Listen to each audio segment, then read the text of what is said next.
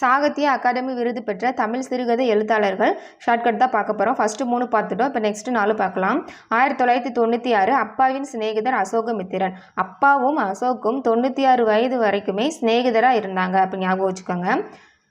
அடுத்து பாருங்கள், 2008 மின்சாரப்பூ மேலாண்மை பொன்னுசாமி.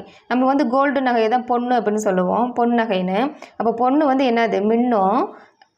இந்த 2008 எப்படி ஞாபகம் வச்சுக்கலாம் அப்படின்னு பார்த்தீங்கன்னா, 8 ஒரு பவுனுக்கு எத்தனை கிராம்ப்பா, 8 கிராம் சேர்ந்தது தான் 1 பவுன். அப்போ 2008 மின்சாரப்பூ மேலாண்மை பொன்னுசாமி. இப்போ 1 பவுனு 8 கிராம். 2010 சூடிய பூ சூடர்க்க நாஞ்சில் நாடன். 10 ரூபாய்க்கு பூ வாங்கி நச்சுன்னு தலையில் நடுவில் வச்சான். அப்போ ஞாபகம் வச்சுக்கோங்க.